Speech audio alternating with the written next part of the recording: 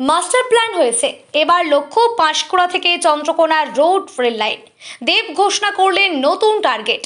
টানা 2 কিমি হাঁটলেন দলের প্রার্থীদের নিয়ে, তুললেন জয় শ্রীরাম স্লোগান। ঘাটালে তৃণমূল প্রার্থীদের সমর্থনে প্রচারে হাজির হয়েছিলেন ঘাটালের তৃণমূল সাংসদ দেব তথা দীপক অধিকারী। শুক্রবার প্রথমেই তিনি ঘাটাল মাস্টার প্ল্যানের বেশ কিছুটা কাজ ঘুরে দেখেন, পরে কুশপাতা এলাকার একটি রাম মন্দিরে পুজো দেন, জয় শ্রীরাম স্লোগান দেন বেশ কিছুক্ষণ। এরপরে তৃণমূলের নেতৃত্বদের সঙ্গে নিয়ে সাংবাদিক সম্মেলন। তারপরেই ঘাটাল শহরে 2 কিলোমিটার হাঁটলেন ঘাটালের সাংসদ তথা এলাকার তৃণমূলের প্রার্থীদের নিয়ে। ঘাটালে এসে এবার নতুন ঘোষণা করলেন তিনি, জানালেন ঘাটাল মাস্টার প্ল্যান করেছে, এবার লক্ষ্য রেল লাইন। ঘাটালে বিভিন্ন স্থানে এই মুহূর্তে চলছে মাস্টার প্ল্যানের কাজ, তবে তা কার্যকরী কতখানি হবে সেটা বন্যা এলেই বোঝা যাবে। সেই কাজের প্রধান উদ্যোক্তা যে সাংসদ দেব তা বলার অপেক্ষা রাখে না। তাই দেব শুক্রবার দলের কর্মসূচিতে হাজির হয়েছিলেন ঘাটালে। এসে প্রথমে ঘাটাল শহরের পাশে শিলাবতী নদীর পাশে যেখানে ঘাটাল মাস্টার প্ল্যানের কাজ চলছে তা খতিয়ে দেখেন। পরে সেখান থেকে কুশপাতা এলাকাতে একটি রাম মন্দিরে রাম নবমী উপলক্ষে আয়োজিত পুজোর অনুষ্ঠানে হাজির হন। সেখানে পুজো দিয়ে জয় শ্রীরাম স্লোগান দেন বেশ কিছুক্ষণ। আপনাদের সবাইকে অনেক অনেক শুভেচ্ছা। জয় শ্রীরাম, জয় জয় শ্রীরাম। পরে সেখান থেকে ঘাটালে দলের কার্যালয়ে হাজির হন, সেখানে সাংবাদিক সম্মেলন করেন। সাংবাদিক সম্মেলনে দেব বলেন, গতবারে আমরা এখানে হেরেছিলাম, কিন্তু এবার মানুষ থেকে সিদ্ধান্ত নিক যে তারা কাদের জন্য কাজ করছে। কিছু লোক রয়েছে যারা প্রতিশ্রুতি ও ধর্ম দিয়েই বেরিয়ে চলে যাচ্ছে, আর একদল যারা বলেছিলাম বহু বছরের ঘাটালের দাবি মাস্টার প্ল্যান তা পূর্ণ করলো। তাই কারা তাদের জন্য উপযুক্ত তা দেখুন। এখানে ফের যদি তারাই জয়ী হয় তাহলে রাজনীতিই জিতবে। মানুষের উচিত তাদের হাত শক্ত করা যারা তাদের জন্য কাজ করেছেন। ঘাটালে জয় শ্রীরাম স্লোগান দেওয়া প্রসঙ্গে দেব বলেন, দেবতা ঈশ্বর আল্লাহ কারো একার নয়, যে যার মতো করে আরাধনা করতেই পারে, তবে ভুল হলো সততাকে নিয়ে কারো রাজনীতি করা। আমি ঈশ্বরের নাম নিয়েছি রাম নবমীর দিনে মাত্র, এটা সবাই করে। এদিন মাস্টার প্ল্যান নিয়ে বলেন, কাজ জোর কদমে চলছে, আশা করি অনেকটাই উপকারে আসবে মানুষের। এবার আমার লক্ষ্য রেলপথ, যা পাঁশকুড়া থেকে চন্দ্রকোনা রোড পর্যন্ত করার লক্ষ্য ছিল। নেত্রী মমতা বন্দ্যোপাধ্যায় যা করবেন বলে ফাইল তৈরি করেছিলেন, সেই কাজের অগ্রগতি করার উদ্যোগ নেব। সংসদে উত্থাপন হবে এবার। সাংবাদিক সম্মেলন সেরে ঘাটাল শহরে ঘাটাল সংসদ এলাকার বিভিন্ন বিধানসভার প্রার্থীদের নিয়ে প্রায় 2 কিমি হাঁটেন। আমি তোমাকে পাল্টা প্রশ্ন করি, আমি কোনো অন্যায় করেছি রাম মন্দিরে গিয়ে? তোমাদের কি মনে হয় আমি কি অন্যায় করেছি? আজকে যেটা সাধারণ, যেটা নর্মাল, সেটাই কোথাও যেন মনে হচ্ছে অসাধারণ অ্যাবনর্মাল কাজ করে নিয়েছে। আমি হিন্দু হিসেবে কোন মন্দিরে যাব, কোনো দল কি আমাকে পারমিশন দেবে? আমি কারো কোনো দলের পারমিশন নিতে হবে?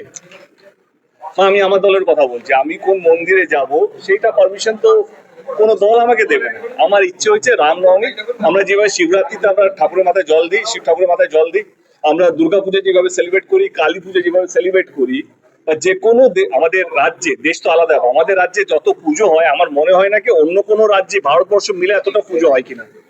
36 কোটি ঠাকুরের 33 কোটি ঠাকুরের কি বল বিশ্বাস করি আমরা ভারতীয় হিসাবে। সেইখানে আমি একটা রাম মন্দিরে গেছি, সেইটা যদি একটা পলিটিক্যাল কোশ্চেন হতে পারে বা একটা আইব্রো হতে পারে, না আমি বড় মার কাছে যাই, কেউ তো প্রশ্ন করে না কেন আমি বড় মার কাছে গেছি, তাহলে আজকে প্রশ্ন করা হচ্ছে কেন আমি কেন রাম মন্দিরে যাচ্ছি? কারণ এই ধর্মের বিষটা যেভাবে মেশানো হচ্ছে সেটা প্রতিবাদ করেছি আজকে। কে রাম আমাদের সবার, রাম ঠাকুর কোনদিনও বিজেপির পতাকা নিয়ে জন্মায়নি। বা যখন আমরা ছোটবেলায় রামায়ণ দেখতাম বা মহাভারত দেখতাম, আমাদের কোনোদিনও মনে হয়নি এই রামায়ণটা রামানন্দ সাগর যখন বানিয়েছিলেন, if I am not wrong the producer name, তিনি বিজেপিকে ভেবে বানিয়েছিলেন। আমরা ছোটবেলায় দেখতাম, ও আচ্ছা চোদ্দ এইভাবে হতো, হরিণটন মানে এটা আমাদের ছোটবেলায় যখন আমরা বুঝতাম না, এটা আমাদের কাছে ফেরি টেল ছিল।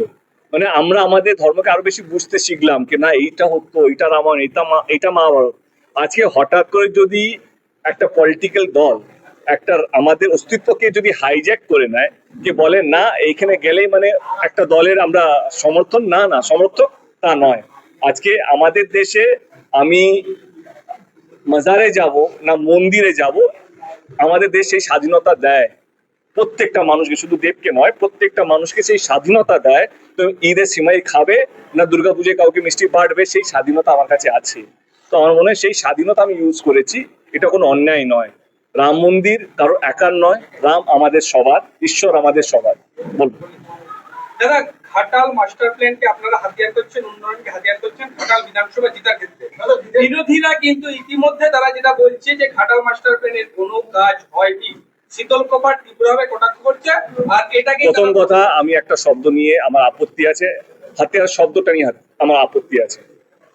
আমাদের কোনো হাতিয়ার লাগবে না। যারা মানুষকে কথা দিয়ে কথা রাখে, মানুষ আজকের দিনে অতটা বোকা নয়।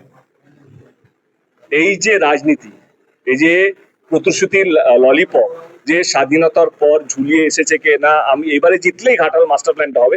আমি তো প্রথম এমপি নয় ঘাটালে, আর আমি রাজনীতির লোকও নয়, আপনারা সবাই জানেন। আর আমি কিভাবে রাজনীতিতে এসেছি সেটাও জানেন, 2024-এ আবার কিভাবে রাজনীতিতে এলাম এটাও আপনারা সবাই জানেন। ঘাটাল তো মেদিনীপুরে আসে, আজকে মেদিনীপুরের দুটো ভাগ হয়েছে, পূর্ব আর পশ্চিম, তাই তো? পূর্ব পশ্চিম মিলিয়ে কেন্দ্র সরকারের অনেক বড় বড় তাবড় তাবড় নেতারা আছেন কিনা? তারা একটা লাইন পার্লামেন্টে করে, তাদেরও ডবল ইঞ্জিন সরকার ছিল। কেন্দ্র সরকার তারা একটা চিঠি লিখেছে? একদিন দাঁড়িয়ে কেউ বলেছে যে ঘাটাল মাস্টার প্ল্যানটা হওয়া উচিত? মোদিজিকে বলেছে কি? তোমরা কি শুনেছো? হ্যাঁ না তো বলতেই পারো, ভয় পাওয়ার কি আছে? শুনেছো? কে বলেছে? আমি। শীতল তো বিজেপির ছেলে, ও তো আমার ছোট ভাইয়ের মতো, অনেকবার দেখাও হয়েছে, সেটা পরের ব্যাপার, সেটা আমি কাউকে ছোট করতে চাইছি না। বিজেপি, ও যদি এমএলএ হয়ে থাকে, তিনি কি একটা লাইন লিখেছিলেন? ঘাটাল মাত্র 24-এ হচ্ছে, ও তো 21-এ জিতেছে। এক মিনিট আমাকে বলতে দাও, শেষ হয়নি বাবু। কোন বিজেপি নেতা, বড় হোক ছোট হোক মাঝারি হোক, তারা কেউ তাদের সরকারকে একটাও প্রশ্ন করেনি কেন ঘাটাল মাস্টার প্ল্যানটা হচ্ছে না। কারণ ঘাটাল মাস্টার প্ল্যানটা হচ্ছে একটা ভোট ব্যাংক, হয়ে গেলেই ভোটটা শেষ হয়ে যাবে। আমি তার বিপক্ষে, আমি তার বিরুদ্ধে।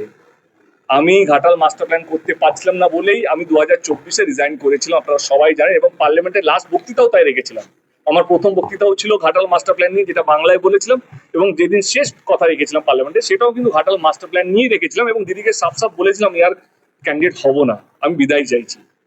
অভিষেক এবং দিদি আমাকে ডেকেছিলেন এবং তারা বলেছেন তুমি কি চাও? আমি আর মিথ্যে কথা বলতে পারবো না ঘাটাল মাস্টার প্ল্যান নিয়ে। তখনই দিদি বলে, অভিষেকও বলে, ঘাটাল মাস্টার প্ল্যান যদি রাজ্য সরকার করে। আমি তখন বলেছিলাম যে আমার মনে হয় এটা যেভাবে রাজনীতি হয়, কথা দিয়ে আবার ভুলি ভালিয়ে আমাকে পটিয়ে আবার দলে নিয়ে আসবে, আর তারপরে দেখালো হলো না। তারা কথা দিয়েছেন শুধু আমাকে নয়, ঘাটালের মাটিতে এসে অভিষেক বাবু এবং মমতা ব্যানার্জি দিদি আমাদের নেত্রী, তিনি এসে কথা দিয়েছেন যে তার 1 বছরের মধ্যে 500 কোটি টাকা স্যাংশন হয়েছিল কিনা। এবং যারা বিরোধীরা বিরোধ করছে তাদেরকে একটাই প্রশ্ন, আজকে আমার সরকার যা করেছে তার 1 পয়সা কি তোমরা করতে পেরেছো? একটা আওয়াজ কি তুলেছো? একটা কি মিছিল বার করেছো? রাম নিয়ে তোমরা এত কথা বলো, যে এটা সত্যি দরকার। রাম যে জন্মভূমিতে তার মন্দির আছে, সেই জন্মভূমিটা, মানে আমার বাংলার কথা বলছি, ঘাটালের কথা বলছি, জলের মধ্যে অর্ধেক সময় পড়ে থাকে, তখন তো কথা মনে পড়ে না তাদের? আজকে নির্বাচন আসছে, একটা সরকার, আমি যদি এই সরকারে নাও থাকতাম তবু এই সরকার, আমি তখনও বলেছিলাম যদি বিজেপি এটা করতাম, বিজেপিকে সমর্থন করতাম, এটা তোমাদের পেয়ে যাবে তোমাদের ইন্টারভিউর মধ্যে।